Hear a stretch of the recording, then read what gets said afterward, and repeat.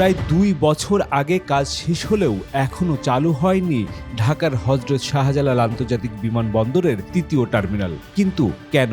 আরও অবাক করার বিষয়, একটি তুলনামূলক অনভিজ্ঞ দেশকে দায়িত্ব দিতে চাইছে সরকার। এই সিদ্ধান্ত কি ভবিষ্যতে দেশের জন্য লাভজনক হবে, নাকি তৈরি করবে বড় ঝুঁকি? সব প্রশ্নের উত্তর জানতে ভিডিওটি শেষ পর্যন্ত দেখুন। আমি জুলহাস কবির হাজির হয়েছি নতুন আরেকটি ভিডিও নিয়ে।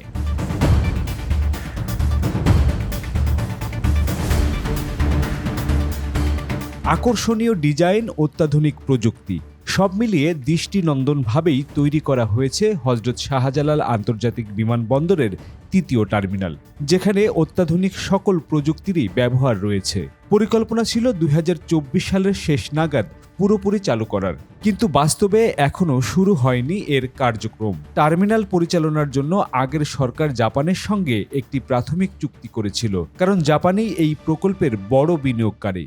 তবে আন্তর্জাতিক বিমানবন্দর পরিচালনায় জাপানের অভিজ্ঞতা সীমিত হওয়ায় শুরু থেকেই এই সিদ্ধান্ত নিয়ে সমালোচনা দেখা দেয়।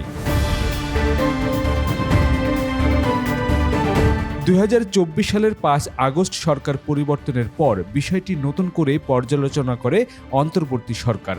তারা সিদ্ধান্ত নেয় আন্তর্জাতিক মান বজায় রাখতে উন্মুক্ত দরপত্রের মাধ্যমে যোগ্য অপারেটর নিয়োগ করা হবে। কিন্তু প্রায় ১.৫ বছর পার হলেও সেই সিদ্ধান্ত বাস্তবায়ন করা সম্ভব হয়নি। বর্তমানে নতুন সরকার আবারও জাপানের সঙ্গেই আলোচনা চালিয়ে যাচ্ছে। ইতিমধ্যে জাপান তাদের প্রস্তাবে কিছু পরিবর্তন এনে নতুনভাবে উপস্থাপন করেছে।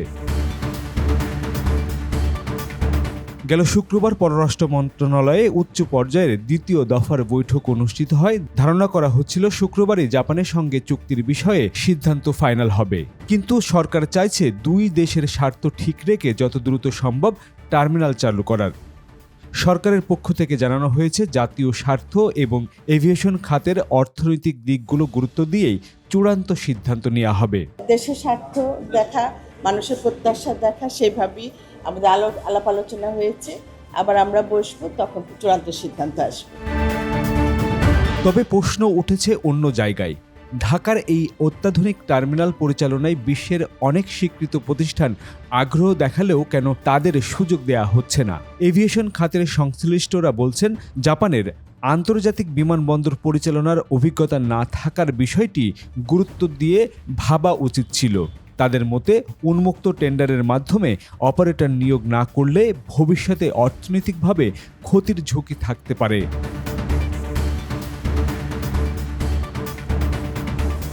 ঋণের কিস্তির পরিশোধের মেয়াদ ২ বছর পেরিয়ে গেলেও অপারেশন নিয়ে এখনও আলোচনার মধ্যে রয়েছে হযরত শাহজালাল আন্তর্জাতিক বিমানবন্দরের ৩য় টার্মিনাল।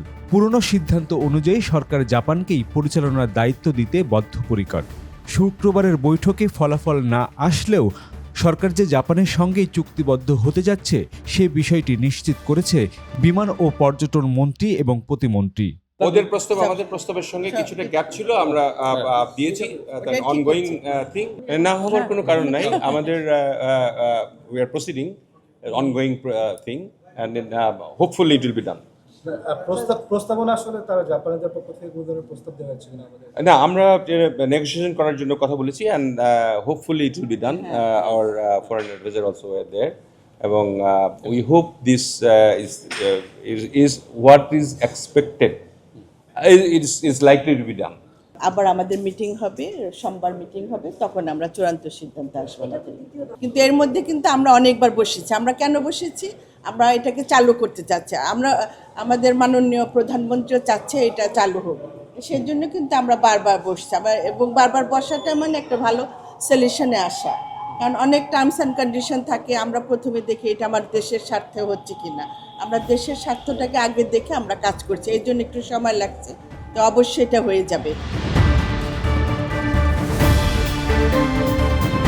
উচ্চ ব্যয়ে পরিবর্তন এনে জাপান সংশোধিত প্রস্তাব দিয়েছে, তবে দেরি না করে যে কোনো মূল্যে উভয়ের স্বার্থ ঠিক রেখে নতুন টার্মিনাল অপারেশন চালুর আশা করছে সরকার। প্রধানমন্ত্রীর পররাষ্ট্র ও বেসামরিক বিমান বিষয়ক উপদেষ্টা হুমায়ুন কবির বলেন, ন্যাশনাল ইন্টারেস্ট এবং এভিয়েশন সেক্টরের অর্থনৈতিক স্বার্থের শর্তগুলো পূরণ হচ্ছে কিনা সেদিকে নজর রাখা হচ্ছে।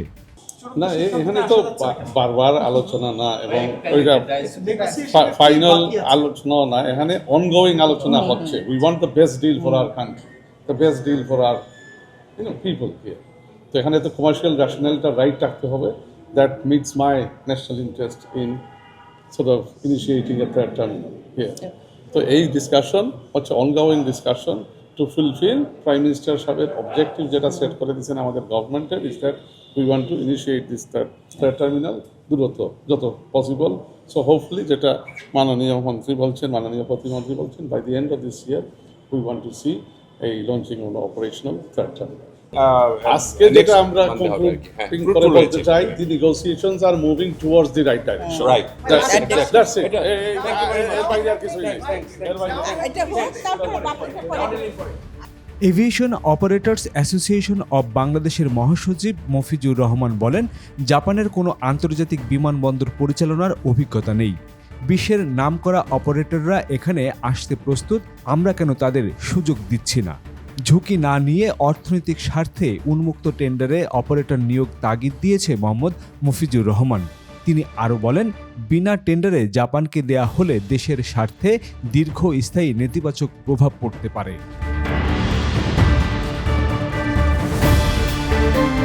এদিকে আরেকটি বড় গুঞ্জন ছড়িয়ে পড়েছে, তৃতীয় টার্মিনালের গ্রাউন্ড হ্যান্ডেলিং বিমান বাংলাদেশ এয়ারলাইন্সের একক আধিপত্য নাও থাকতে পারে। এই খাতে দায়িত্ব নেয়ার জন্য যুক্তরাষ্ট্রও আগ্রহ দেখাচ্ছে বলে জানা যাচ্ছে।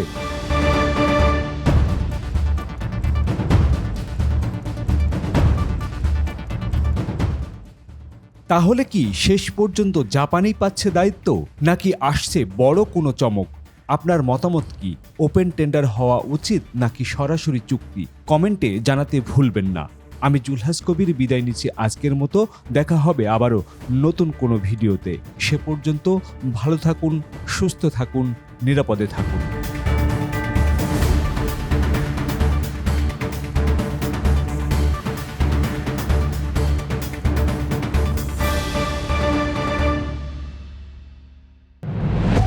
From the runway to the skies, this is where our aviation story begins. Aircraft, airports, and thrilling journeys all in Bangla for the world. Discover the wonders of aviation, the known, the unknown, and the stories that make the skies come alive. And salute to Bangladesh's remittance warriors, our heroes abroad, keeping the nation moving forward. I am Jolhas Kabir. Welcome to the skies and to the stories that truly matter.